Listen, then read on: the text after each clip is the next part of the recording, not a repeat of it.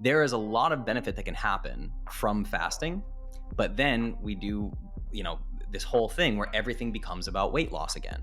So if you want to try fasting sparingly, or like if you did something like a dry fast, like a 3 to 5 day dry fast, you only need to do that once a year to get like the anti-cancer benefits, get rid of these senescent cells, kind of clear things out, lymphatic and lymphatic drainage. It can be incredibly powerful. But when you're using it as a weight loss tool, it's not necessarily a great idea. And the reason for that is within 12 hours of fasting, your thyroid function has slowed down. And everything that I'm doing in all my programs is trying to increase your metabolic rate, trying to ramp up your thyroid function, increase your core body temperature, which means more ATP production is happening. So like the more energy we have available, the healthier we're going to be.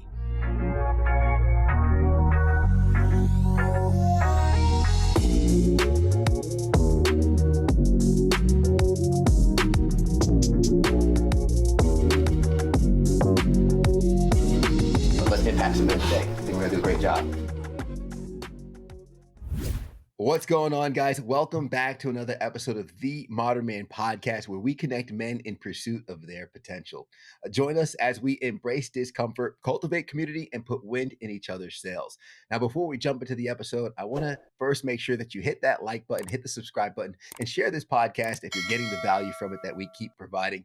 And fellas, I encourage you to check out the Noble Knights Men's Group, where you could find support, accountability, and mentorship to achieve your goals. Join us and become a part of a community of like-minded men on a mission to improve their capacity for life. And I'm excited because we're going to get some wind in our sails today from founder and CEO of Clovis, a company dedicated to transforming lives through nutrition and fitness. It's a pleasure to have Justin Nault on the podcast today. Justin, thanks for jumping on, man. Thanks so much for having me, man. I appreciate the opportunity. Absolutely. It's great to have you on. And as always, before jumping into our conversation, I want to step out of the way and I want to make sure that the audience and you can get acquainted properly. So without further ado, grab the microphone. The podcast is yours. The stage is yours. Talk to the people. Let them know who you are, what you do, how we got here today. And then we can jump into more of our conversation afterwards. Amazing, man. I love that question because there's like, the titles in society, we tend to go to like, who are you, right? I'm a certified nutritional therapist. I'm a CEO and founder. Influencer, I guess you'd say, but I really think of myself mostly. The reason why I do things like this, shows with people like you, is I think of myself as like an architect of freedom. I think that there's so much societal programming around everything from, diet culture, fitness culture, wealth and careers, romantic relationships. What is masculinity, right? The different types of figures online in the masculinity space. And I really am just trying to help people understand what is authentically them versus what they are doing because they think they should, or somebody told them to do it, or some perceived authority on high told them what they should or should not be doing. We try to just strip all that away in all of my programs and help get people to a place where they can trust their own authentic intuition. And, I came into this through the lens of health and wellness from sort of the aesthetics place that I think a lot of people do. I grew up in the 90s. I was born in 86 and I was a fat kid. I went into high school. I was like 5'2", almost 200 pounds. And I grew up watching Arnold Schwarzenegger. So in my brain is just like, that is a man, like Arnold and Sylvester Stallone. It was like, that was it, and that's what I wanted to be. So by age 15, I was lifting weights 2 hours a day in the basement. I was running on a treadmill an hour a day, just like trying to get this fat off. And then I became a professional musician. Started when I was around 17, playing piano and singing. And that led me to Boston. I went to Berklee College of Music, moved down to Nashville. Before I knew it, I was doing 300 shows a year. I landed a reality TV show on ABC when I was 25 years old called The Big Time. And then I had a YouTube channel, launched a YouTube channel. I had an album out. I was doing the whole thing. And it was really just all the fitness and nutrition stuff. For me, it was fitness my whole life. I didn't understand nutrition until my late 20s. It was like, I hate this body of mine. I will punish it and I will make it look the way that I want it to look. It was like really deep-seated body dysmorphia.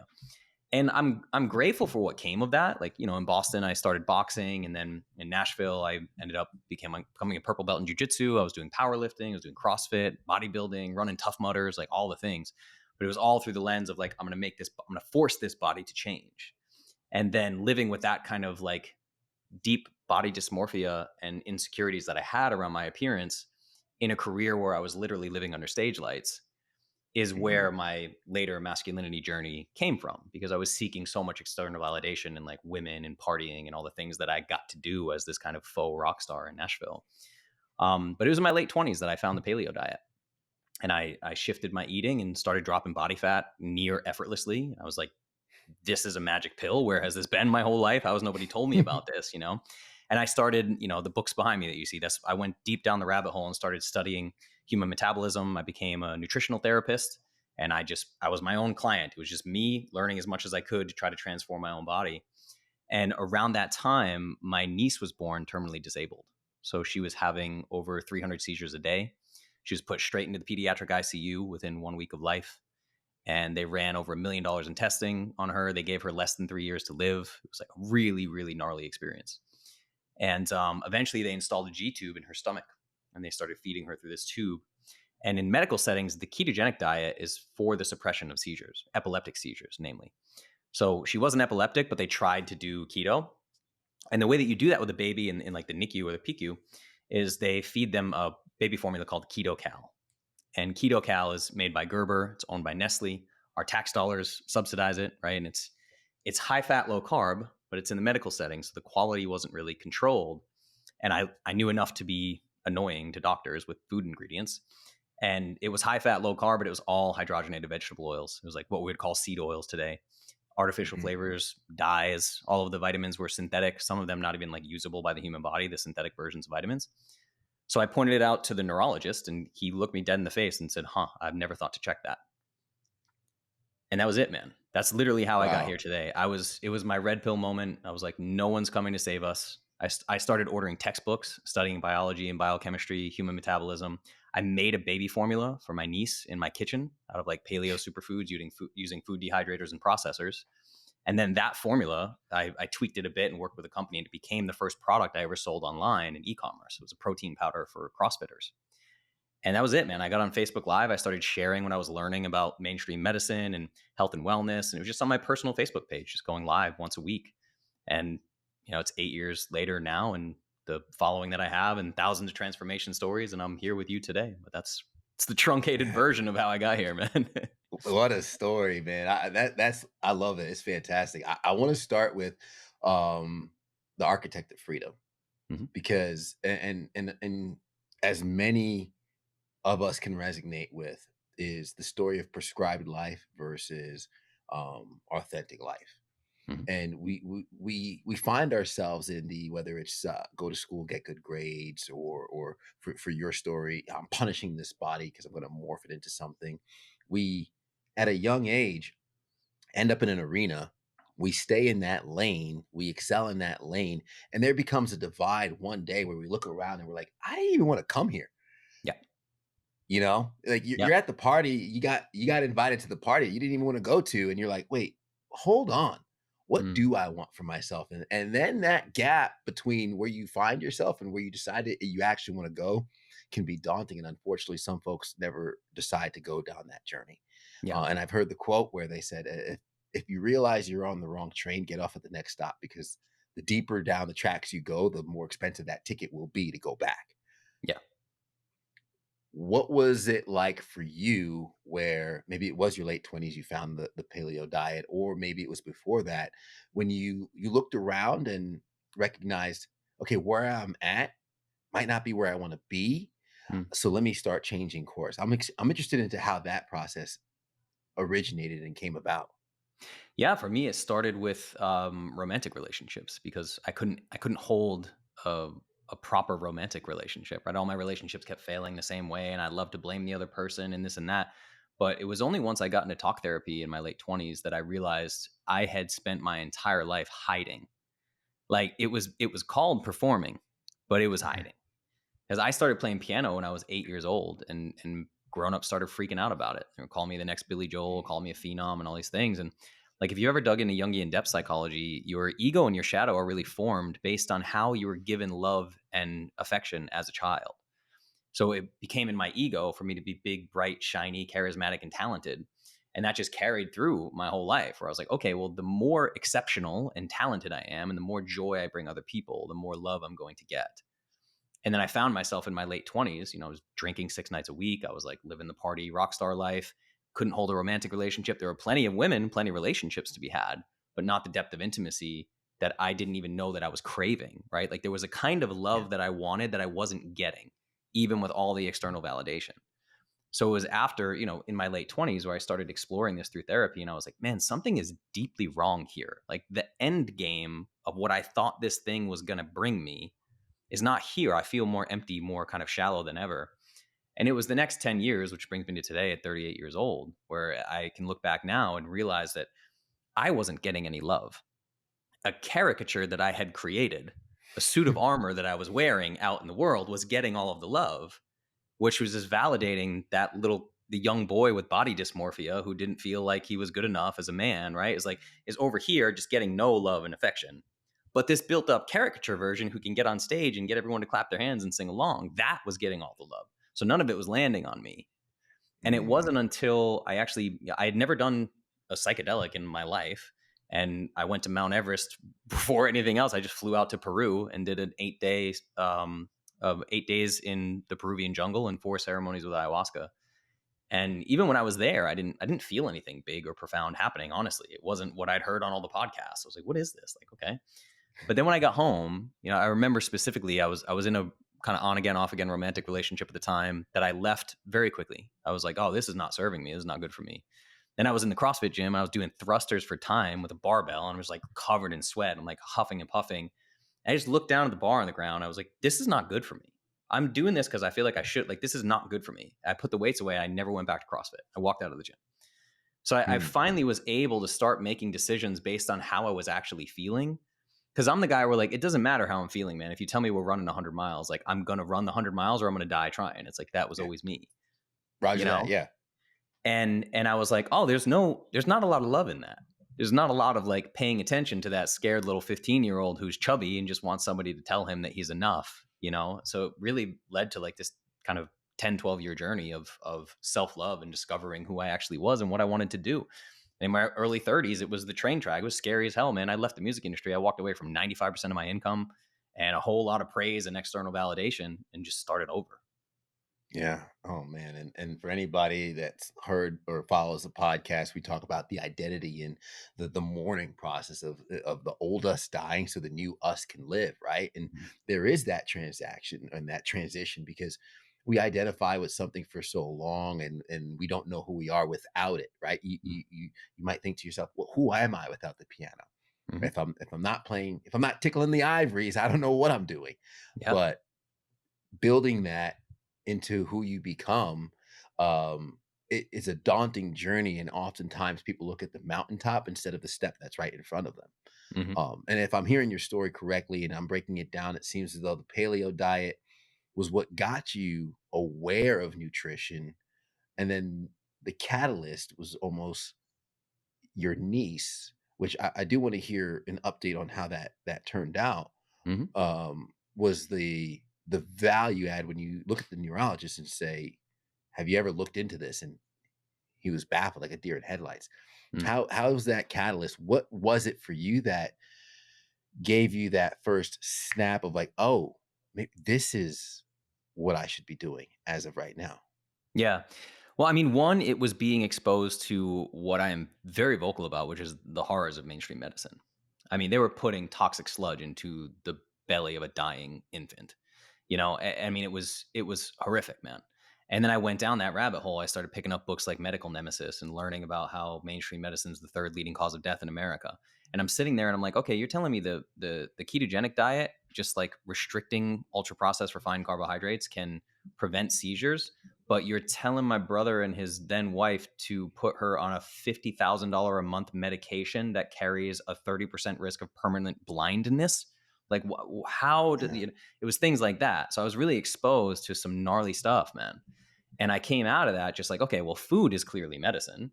And the paleo diet really preaches a lot of that. So once I realized the truth of that and all the rabbit holes that I went down over time, that was where we got to the concept that I teach people today of food versus poison. Is the entirety of what I call toxic diet and fitness culture revolves around this idea of calories in, calories out, making the assumption that all of the calories you're consuming are food. And they are not.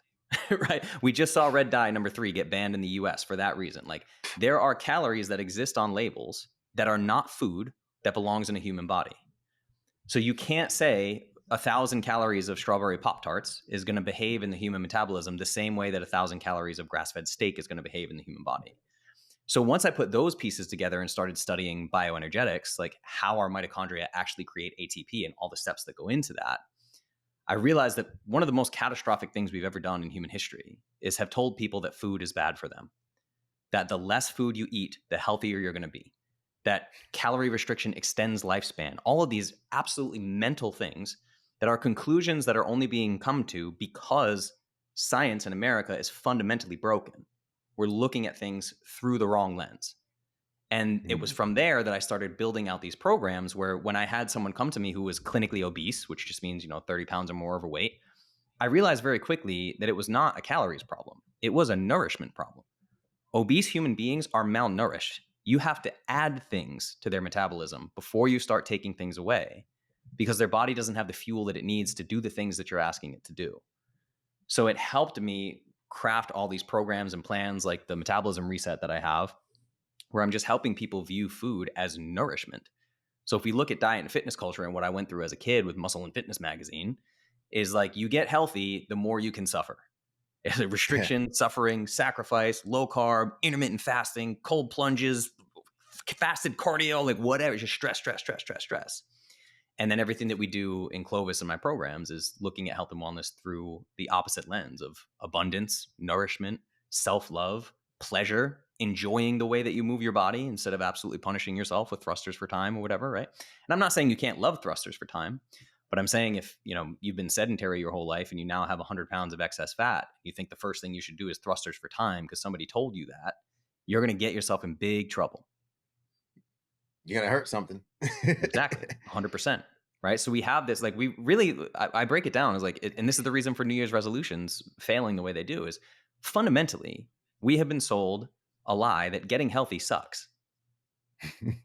You got to get on the treadmill. You got to go to the gym. You can't have your favorite food. You're going to be hungry all the time. And it's like, do you really think that the only people who get to have the gift of optimal metabolic health are the ones that have like tilapia and brown rice perfectly portioned in 5 Tupperwares a day and they're in the gym 2 hours a day, 6 days a week? Like, is that really the path to human health and wellness?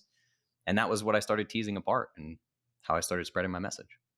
And to be honest, some folks are thinking to themselves, where, is that living?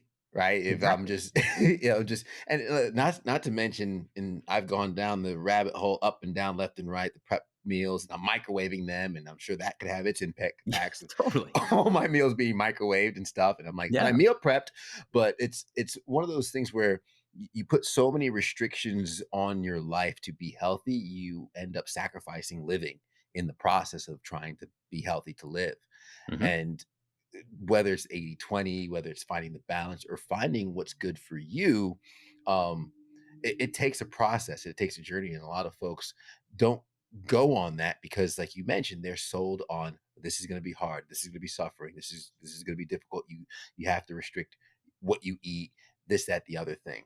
I'm Mm-hmm. curious as to what are some of the foundational things of the paleo diet that folks can pick up from. Mm-hmm. I've done the paleo diet. I've done keto for a while. I've done all these different diets along the way. And shout out to my wife for putting up with me, specifically through the like, Justin, when I tell you I was doing the keto diet and my wife made like this honey Asian chicken. Mm. And we were dating at the time, and then I was like, I can't eat this, and she was like, well, you make your own food then. But diet by definition, people interpret the restrictions that come with it, but Yeah. there could also be a lot of freedom that comes with the right diet. So I'm interested in some of the foundational elements of the paleo diet that you found Mhm. that some folks listening could maybe adopt and look into themselves. Sure. That's what we're looking for. The piece you touched on is freedom, right? Like in my programs, the only reason calories or macros are ever even mentioned is because they're targets I want you to hit. They're not restrictions I want you to stay under. My job is to Mm. make sure you're getting enough food and enough of the right foods. And we can tease apart what enough of the right foods are. I'm laughing to myself, man, because the first time I hung out with my fiance, Megan, she made a picnic and I was strict carnivore at the time. And she handed me this like protein brownie, and I was like, I can't eat that. They put up with a lot, man. It's like, it's crazy. I've done everything. I mean, when I was in keto, I was doing daily blood draws every morning and 2 hours of fasted cardio. It's like I knew I was in nutritional ketosis for 12 weeks straight. I'm a monster about these things. I was a total psychopath, and carnivore for me was like red meat, eggs, water, salt for a full year. And it tanked the hell out of my health. It was actually like one of the worst experiments that I've done. But that's what got me here, right? Anything I'm asking anyone to do, I've never asked a client to do something I haven't done myself, period. I mean, unless maybe it's a female client and I bring her to a functional medicine doctor and they put her on estrogen or something like that. But like fundamentally, I'm asking you to do things that I've done myself, and I'm sharing my transformation. And the way that I share the foods list, everything in my program starts with my thermometabolic foods list, which are hand-selected foods. There's over 110 of them to choose from, so it's plenty of variety. You have vegetables, you have root vegetables, you have fruit, you have what I call my super proteins, all your red meats and bone broth and things like that. But everything runs off this foods list. It's like, if it's on the foods list, you can eat it. If it's not on the foods list, you don't. And we don't have cheat days. We don't have cheat meals. It's like, we don't put poison in our bodies. So you're making the identity shift of like, I am now a healthy person. I am living as a healthy person. And I did that because so many people were coming to me with these false beliefs of like, well, once I lose 100 pounds, then I will be a healthy person. Like, no. It works the other way around. We need the identity shift first, which is just a light switch decision. I'm now choosing to be a healthy person and live as that, So the analogy I use with people is, you could go hiking in the wilderness every day for the next 100 years and you will never stumble upon a bagel tree. Like, we keep it as simple as possible. These are like single ingredient, nutrient dense whole foods as they would exist in nature. To take it a little deeper than that, what I'm trying to do is create an endless summer, right? So when we look at the expansion of the human race, we really didn't move out of equatorial locations until maximum 60,000 years ago, but probably more like 30,000 years ago. So if you go hang out in El Salvador or Costa Rica, there is fruit growing on trees year round. There is always shellfish. There are large ruminant animals, right? So we're taking foods that would have been available year round when humans were at their healthiest, and we're making the foods list out of that. And that brings us to like convenience foods. Well, what about convenience? And this is all explained on the foods list. And if anyone wants to message me on Instagram, I'll send it to you for free. We explain that, yes, we have all these different ingredients. And then I'll use an example of like a chocolate sea salt RX bar, where you check the ingredients and it's like almonds, cashews, dates, cacao, and sea salt. All right, well, all 5 of those single ingredients all appear on the list as an approved food. Therefore, that convenient food is now an approved food, right? Nice. So it's kind of like your little food Bible that teaches you exactly what to do when you're grocery shopping. If you're at a restaurant, you can say, okay, can you give me a steak and a baked potato with none of the sugar and all the stuff you're going to put on top of it? It just becomes very easy. And even before we get into macros or trying to really match the aesthetic goals that people have for their own bodies, at a fundamental level, if all you did was follow this foods list and eat when you are hungry, you would achieve optimal health and wellness, guaranteed. That's all you need. That's all you need. And when you're hungry, eat. Never ignore it. Like, we've been taught that like cravings, hunger are bad things in our society. It's the most fundamental survival mechanism that your body has. So every time you're hungry, it's an opportunity for you to listen to your body and nourish yourself. And you should never reject that opportunity. If iron sharpens iron, so does one man sharpen another. But if you're a man and you're alone or listening to this, then who sharpens you? What's going on, guys? Ted Phaeton here, host of the Modern Man Podcast, also founder of the Noble Knights Mastermind Group. And I'm just out here encouraging you to find your circle.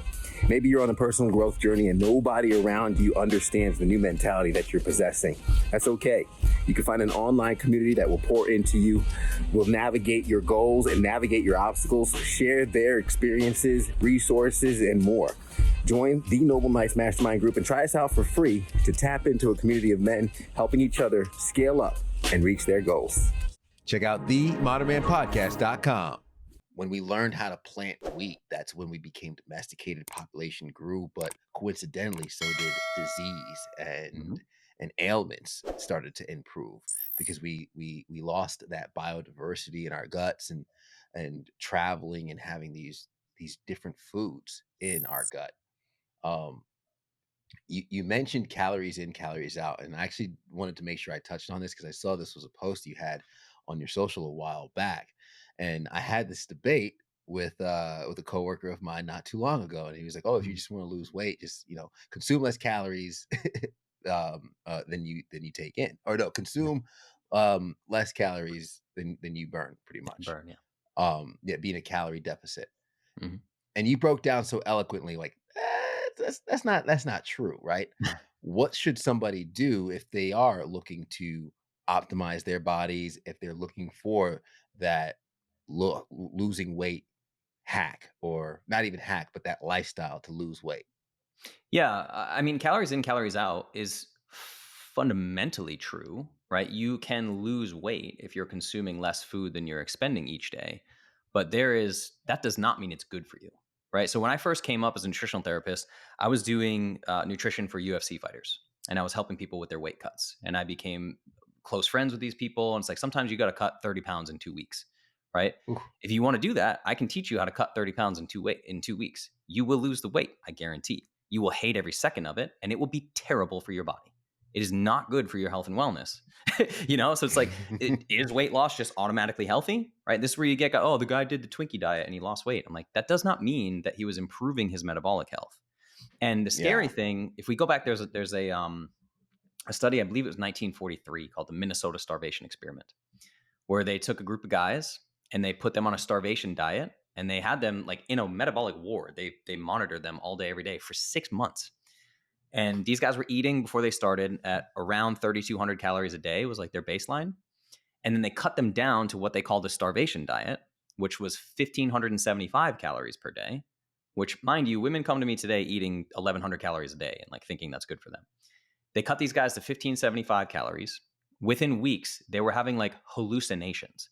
They're like, their libido went away. They're having these crazy mood swings. They were trying to eat bubblegum, like sneak bubblegum, because they were so desperate for food. They were depressed. They couldn't walk upstairs. People were like holding doors open for them and stuff. It was catastrophic for their health. They all lost weight. And one of the things they did that I love they did on this study was they measured their organ mass. These guys' livers shrunk by up to 40%. Their heart Wow. tissue shrunk by up to 27%.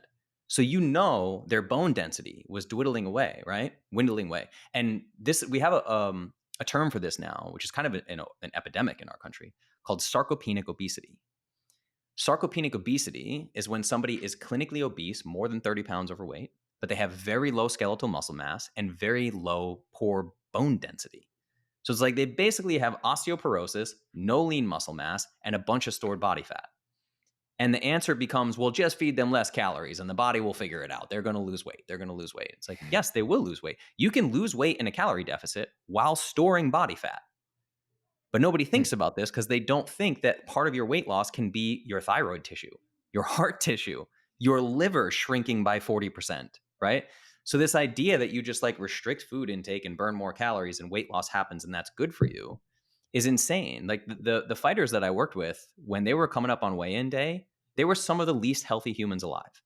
They were miserable. They're on death's doorstep. The same thing with bodybuilders. When you see physique competitors get up on stage, there have been bodybuilders on stage that are flexing and they freeze and they can't move because they're so dehydrated, and humans have to come out and pick them up like the Tin Man and walk them off stage and give them some water so they can unflex their muscles again, right? It's like we have such a crazy idea in our modern society that losing weight is healthy or is a way to achieve optimal health and wellness. And that insane idea has only been around since the 1950s, when our entire diet became ultra processed foods and all of the quote unquote science that was funded by food companies and pharmaceutical companies came out and said, well, it's all your fault. It's the humans' fault that you guys are fat and overweight. You don't have enough willpower. If you just cut calories, everything will be fine. It's just propaganda. And we all bought into it. Yeah. Where do you stand, or what is some of your insights on the popularity of fasting has been increasing? Mm-hmm. I have friends though that, hey, I'm doing a 3-day fast, or someone's like, I do a 24-hour fast once a week. Mm-hmm. How does that impact our bodies? Yeah. So again, I mean, I've done a 7-day fast, no food, no water. So I don't ever ask anybody to do something that I haven't done. I've done 5-day fast, no food, no water, and broken the fast with psychedelics. I've done a lot of crazy things, right? There are things that we may be doing that, like, for those experiences, I'm trying to have profound consciousness experiences. Or the longer dry fast I did was to actually make my body produce its own stem cells, more of its own stem cells. there is a lot of benefit that can happen from fasting. But then we do, this whole thing where everything becomes about weight loss again. So if you want to try fasting sparingly, or like if you did something like a dry fast, like a 3 to 5 day dry fast, you only need to do that once a year to get like the anti-cancer benefits, get rid of these senescent cells, kind of clear things out, lymphatic and lymphatic drainage. It can be incredibly powerful. But when you're using it as a weight loss tool, it's not necessarily a great idea. And the reason for that is within 12 hours of fasting, your thyroid function has slowed down. And everything that I'm doing in all my programs is trying to increase your metabolic rate, trying to ramp up your thyroid function, increase your core body temperature, which means more ATP production is happening. So like the more energy we have available, the healthier we're going to be. The reason why things like fasting took off in the weight loss world is, again, because of all this longevity research that came out saying that caloric restriction is the way to extend lifespan. But I dug into that deeply, and I've done several podcasts about it. So the way that works is, let's just use rodent studies, right? They do this in fruit flies, they do it in rodents, they do it in earthworms, and they say, well, now that it must be the same for humans. You can't study humans the same way. It would be unethical, But let's say you have two rodents and they're feeding, I'm just going to use human numbers. It wouldn't be the same for rodents, but rodent A gets 2,000 calories a day and rodent B gets 1,500 calories a day, and rodent B lives 20% longer. The headline will be caloric restriction extends lifespan.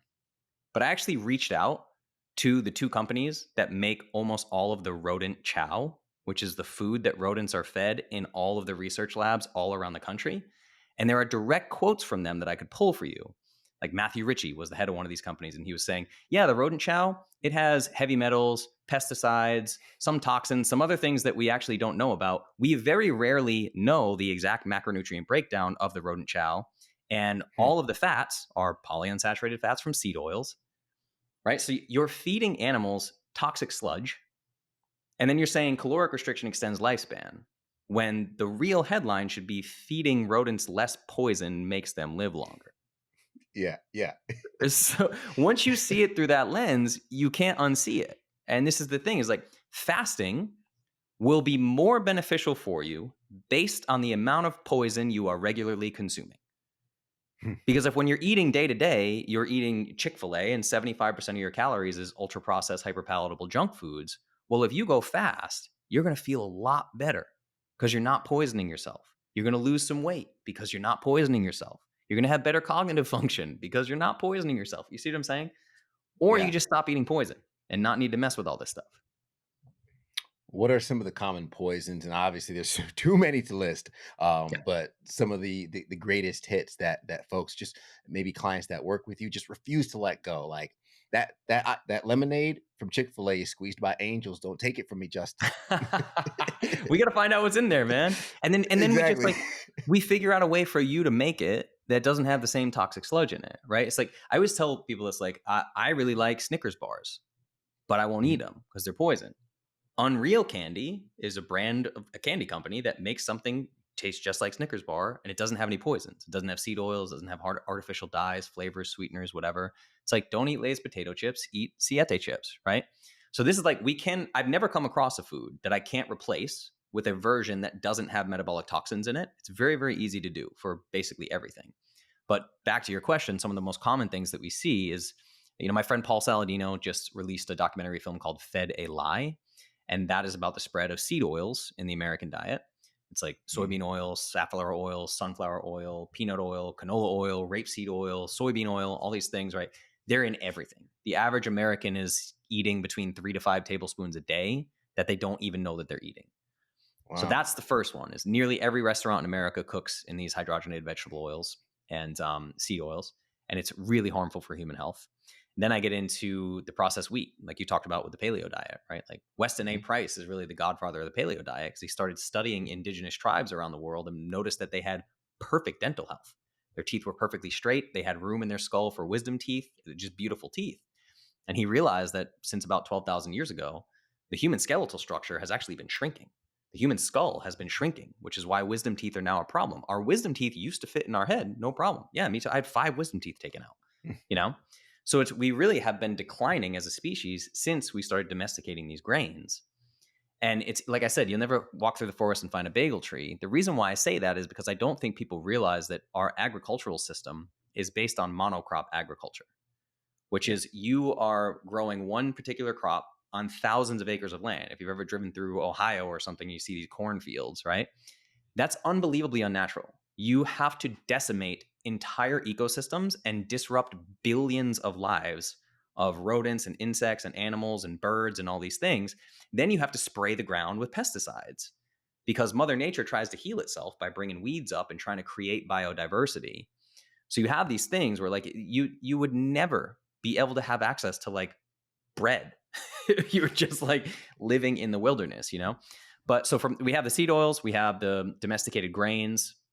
Then we move into the things like you just saw, red dye number 3 got banned, blue number 40, yellow number 45, red dye number 3, whatever, right? Artificial flavors and sweeteners, the sucralose, these kinds of things. And even people are often shocked because my foods list has cane sugar right on it. Like I really have no problem with sugar. It's not a bad thing. Like actually every cell in the human body can oxidize glucose for energy. But it really is just these things that are kind of man-made frankenfoods that have never existed. Just avoid those and you're going to be fine. Yeah. And similar to the paleo diet is like if it didn't exist then, don't eat it now. Just plain and simple. Yeah. I want to touch on the personalized approach for nutrition, and this was actually a study published in the Journal of Nutrients 2019 found that personalized nutrition advice leads to greater dietary changes and health improvements compared to general dietary recommendations. Talk a little bit about how your personalized nutrition plans help your clients really get success because it's being tailored for them. How has that helped with the barrier of entry and also the sticking to it aspect? Yeah. Not just a couple weeks. Like we're recording this end of November, right? Or end of January. Yeah. A lot of folks with the New Year's resolution, it's already fallen off. How does the personalized plan help with that actually sticking? Yeah, I think the number one thing that you have to make happen for someone to stick to something is they have to feel better. Right. So that again, if someone's been for all of 2024, they were sedentary and eating fast food 5 times a week. And then, January 1st comes around and they're at Planet Fitness 5 days a week and they're eating 1,200 calories when they were eating 3,000 calories. Now, like they're hungry, they're tired, they're sore. They're perpetuating this idea that getting healthy sucks. Right. They don't feel better doing the thing. They're just trying to white knuckle grip and suffer for as long as they can until they get the result they want. And then they're going to go back to doing what they were doing, even if they get the result, which is why 95% of calorie counting dieters gain all the weight back within 5 years. We know that. So the personalized approach is me making sure that I can make you feel better as quickly as possible in as little as a day, if not definitely no more than 7 days. And you're like, wow, I'm sleeping better. My mood's better. I'm snapping at my partner less. Like, this is interesting. My libido's a little higher. That's interesting. What's going on? So my plan is to nourish you as much as I can so that you start feeling better as quickly as possible so that you want to extend this thing out. Because if you come and get a plan from me, I'm thinking about your life 5 years from now. I don't care about your life 5 weeks from now, right? It's on my radar, but it's not the most important thing. But everyone comes to me with this diet culture mindset of like, I'm going to do a 21-day boot camp and lose as much weight as I can. I'm like, no. This is a program for the rest of your life. That's what we're trying to sort out. And the personalized approach just helps me make people feel better. And the best example I use from this is I give people a 22-question health assessment so I can know exactly how to build your plan. One of the questions is, do you have a gallbladder? You would be shocked by the number of people who come to me with no gallbladder who do not realize, because their doctor never told them, that they need digestive enzymes for the rest of their life. At any meal that has fatty acids in it, you need a digestive enzyme because one of the primary organs that creates the bile acid that breaks down fats in your body no longer exists. So you don't have the proper stomach acid to digest fats properly. And I've actually never had someone come to me with no gallbladder who knew the information that I just told you right here. So now think about that person who's eating, a ribeye steak with a bunch of fat and they put some butter on the top of it. And then they leave the restaurant and they're in the bathroom with diarrhea and they've never put 2 and 2 together. They can't break down those fatty acids. You see what I'm saying? Yeah. So this is why personalized nutrition is so important, because that person is going to need a different approach than if you come to me and you have a gallbladder. I got to treat you very differently. And then I also ask them, what number of calories were you eating prior to working with me? And if they don't know, we have them track for 3 days, their normal diet, whatever. Because if someone comes to me and they're eating 1,100 calories a day and their maintenance calories should be 2,500 calories a day, If I jump them to 2,500 immediately, they're going to put on a lot of weight very quickly. Ooh. And they're going to say, this program doesn't work. You're making me fat, blah, blah, blah, blah, blah. So I have to intelligently design a reverse dieting plan to slowly bring them up to where they're eating enough calories to be a normal functioning human body, right? But it's different for everyone. Everyone's at different starting points with different history. Yeah, slowly acclimate them. When I used to have goldfish, African cichlids, and I'd get them from the store, and they'd say, "Don't just put them in the water. You have to put the bag of water in the tank and Yeah, let the water acclimate to then put them in, because the jarring change could actually kill them for because of the sure. shock that it gives to the body." Much like how we could see the reaction. And as we're talking through this, it's almost reframing health, Hmm. because, as you mentioned, we have been taught that health is a look. But for anyone who's listening, everything you've said, you're saying health is a feeling, it's not a look. Yes. Even going back, for we're punishing our bodies. And listen, I'm in the gym, I'm bench pressing, and I'm jump roping, and I'm trying to craft the body. But while we might be chasing health in the form of a look, it's actually more of a feeling Hmm. that we perpetuate that equals that health. Elaborate more on that disconnect, and how we could get some of these listeners kind of, just, if I could reach through the screen, Justin, and just shake someone, I would. But, like, since we can't do that, what insights would you share with somebody to reframe their thinking of health, and stop thinking that it's specifically a look, but it's more of a feeling? Sure. The number one factor for this is libido and fertility. If you think Okay. fundamentally about a biological organism who has this endless innate desire to reproduce, which is really what humans are doing, and then you look at the fact that we have an infertility crisis, we have a low testosterone crisis, we have infertility in women crisis across the globe. You hear guys like Elon Musk saying that, like, the population decline is one of the single biggest challenges we face as a species. It's that big of a Yeah. problem right now. And so, one, to speak to that with women, we have something in my programs called Clovis babies. This is when a woman comes into the program who has at least one failed attempt at IVF, some of them up to 3 failed rounds of IVF. They spent hundreds of thousands of dollars trying to get pregnant. They come to Clovis. We finally nourish them properly, double their food intake, use nutrient dense whole foods. And 6 months, 8 months, 9 months later, I'm getting a crying video from them because they have a positive pregnancy test and they've conceived naturally. It's like, yes, of course. You're sending a signal to your metabolism that there is no food in the environment because you're eating 1,000 calories a day. Why would the body want to bring another mouth to feed into the world, right? It's that Yeah. fundamental. And then we go back to me, my days with Arnold Schwarzenegger and Sylvester Stallone. When I was in my 20s, I weighed about 160 pounds. I was deadlifting 425 pounds. I was 9% body fat, and my testosterone was 250. Now I'm 38 years old. I'm not on any hormone replacement therapy of any kind. I eat as much as I want to eat. I train every other day. I'm lifting weights, and my testosterone's naturally 850. But my body fat's around 14, 15%. If Mhm. I do all the things that I know how to do to cut down to 9, which is not comfortable for me genetically, I actually have to damage my foundational metabolic health to achieve the type of aesthetic that I'm trying to achieve. And that's the thing I try to help people see. I use the example of anyone listening to this, just go Google Hugh Jackman Wolverine year 2000 versus year 2024. Yeah. And you will see how significantly social media has warped our brains into thinking what a healthy human body looks like. Because the year 2000 X-Men, there was no Instagram, no YouTube, there's no social media, right? And you see that picture of Hugh Jackman shirtless. And at the time, I think 2 years after that, he got voted sexiest man in the world or something like that. And it was like, Yeah. yo, this is the ideal body. Look at how fit this guy is. If you look at that picture today, year 2000 Hugh Jackman, he couldn't sell $25 exercise programs on Instagram. People would be like, does bro even lift? This guy's chubby. Like, what's it, you know? And then you look at him 2024, it's almost comical. Like, he looks like a living comic book character. His abs are like absolutely shredded. They have his pants pulled down like to the top of his crotch. And it's like, and this guy is on every steroid under the sun. He's pumped full of TRT. He's doing things like fasting and cold plunging and keto diets to just suck his abs in and all this stuff. It's like, that's not human health, man. It's not. Yeah. And we need people to see this properly. And even me, right? Like, I weigh 170 pounds right now. I'm like 140 pounds of muscle. Like, in an indigenous tribe, they would be like, you're so wasteful. It's too metabolically expensive. Right? You Yeah. need to eat too much food to maintain this thing, because I grew up and I want this aesthetic. I like my abs. I like my pecs. I like looking a certain way, but I don't fool myself into thinking like this is natural or like what a normal natural human body should look like. Does that make sense? Yeah, we have the modern day technology to sustain that body type, but if this was where food was more scarce, it would be like, "Hey, bro, you gotta let some of that muscle go." Exactly. Right.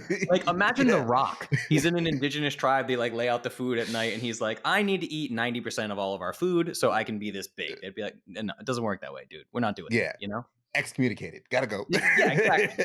Take a hike. Yeah, no, absolutely, man. I wish we had more time, Justin, because you are a wealth of knowledge on this, and I could tell you when you find something, you're a student, and you really you pull a thread and you keep going to the source. So I want to thank you for your thoroughness and your attention to detail and sharing that with so many of us who have been misled Mm, by what we've seen in headlines or even what we thought. So I want to make sure that the audience has a way to connect with you, follow sure. you, and even reach out with the programs that you offer through Clovis. So what are some of the best destinations and links that they can find? Yeah, so my social media handle is the same everywhere. It's at Justin Nault Official. The two best platforms to reach me directly are Instagram and YouTube. So I would say just go to Instagram, follow me, send me a message, and if you heard something on this podcast that you want, like if you want the foods list or something like that, just shoot me a message. I'll send you the foods list for free, and we can have a conversation. Being fully candid, I might be shooting him a message after this to get that foods list. But Let's do I'll it. have the links in the show notes below for all the viewers and listeners to get a little bit of taste of that. And last question's usually the heaviest, which is why I save it for last. But what is something that's happened to you or something you've seen that shapes the way you view the world as a man?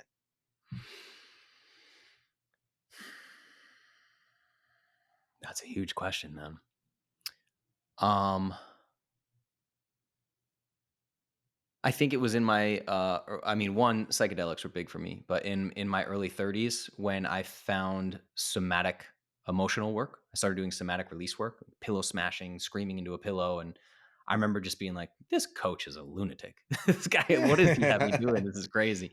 And once I really learned how to access the full spectrum of emotions, really as a young man, I was a boxer, I was a tough guy, right? It was like boxing, jujitsu, guns, Yeah. and I love these guys. I hang with a lot of these guys like that, but like I didn't have access to the full range of emotions. It was like I was either super happy or I was rage angry and like ready to fight somebody, and there was no in between.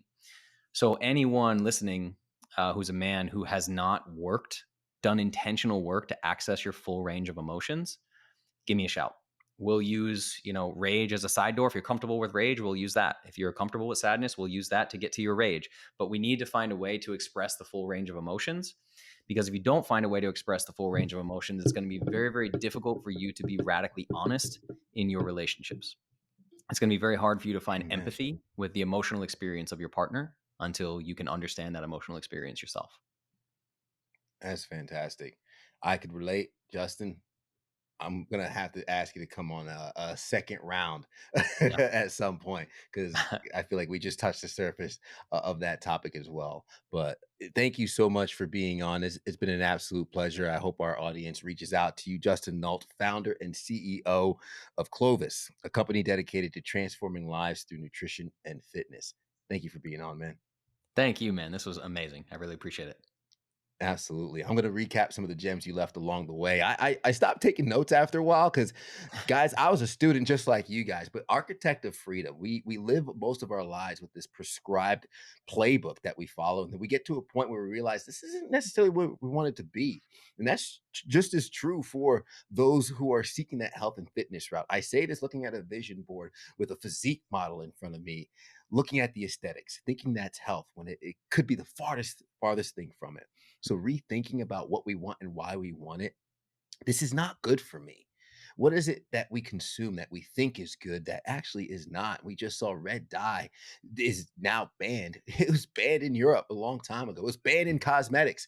So perhaps looking at the ingredients in our food and asking why is it in there?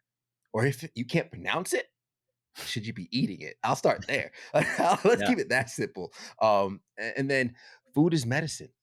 Food is medicine. If you want to feel better, consider what you are putting in your body. Health is more of a feeling than a look.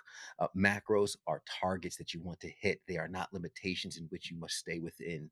And if you're looking to gauge your health, libido, fertility, at the end, as biological beings and organisms, we are on this planet to reproduce, and that's the fundamental truth and the base level of it. Are you waking up with a stiffy? Let's just be honest. Yeah, If you are, 100%. as a dude in his mid to upper 30s, like I am still thankful to have that experience in the morning. TMI, but you guys got to sit with it. You listen to the podcast long enough, you know we are authentic in here. And if you're looking into fasting, I know that's been popular. 1 year is all you really need. And then even further looking forward, if you want to feel better, consider the food that you're putting in your body and reach out to Justin and others if you want those benefits. Guys, thank you so much for making it to the end. Justin, thank you again. And as always, make sure you hit that like button, subscribe button, share this with somebody else you know can get value from it as well, and leave us a rating. It's the best compliment that you can give us as we keep bringing valuable episodes just like this one to you guys each and every single week. And as I'm always going to say at the end of the episode, everybody wants the sunshine, but they don't want the rain. But you can't get the pleasure without first the pain. Let's grow.